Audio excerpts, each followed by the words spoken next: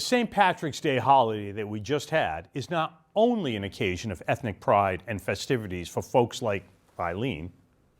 It's also usually when osprey make their way back to Cape Cod after overwintering in warmer climate zones. The Falmouth Public Library recently hosted the co-founders of local nonprofit, the Osprey Project, to share some amazing photographs of the winged predators and to talk about successful work keeping them away from electrified utility poles. If we look at this display of the talons here, we notice that it's a big square. Most birds, well, most other raptors, excluding owls, have 3 in the front and 1 in the back as far as their talons go. The osprey also has 3 in front, 1 in the back. However, it's got what they call zygodactyl feet, which means that it can actually spin a digit around and have a 2 and 2 configuration, which makes it much, much, much better at catching fish and then carrying fish. If you notice this picture here, it's in a 2 and 2 formation and it just snaps down and collapses on this fish.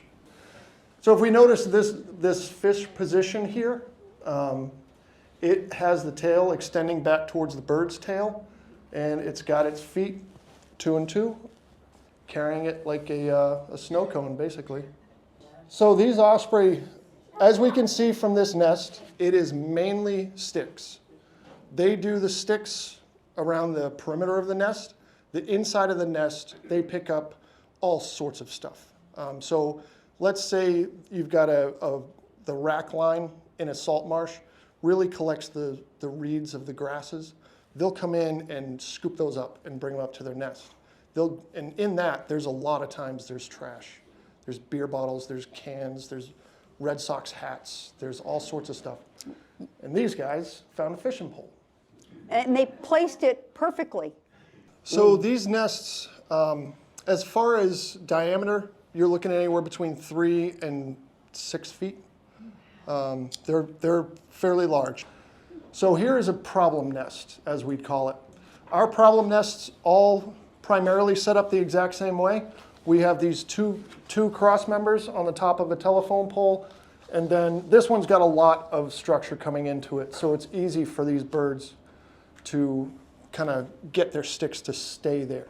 And once they get a single stick to stay, they think all of them are going to stick, and they're maniacal, so they will just keep building. This one here, this was down in Woods Hole. This one's not really a problem for anybody because it's not a telephone pole. It's, I don't know exactly what it is. Some guy's satellite dish at his house? I have no idea.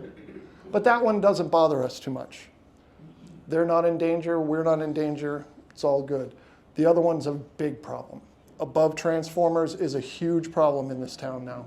Well, it was when we started this. Right. When the Osprey Project first started, the founders said things were a little bit adversarial with the electrical utility. But now they, local officials, have apparently evolved into excellent partners in protecting both the poles and the birds.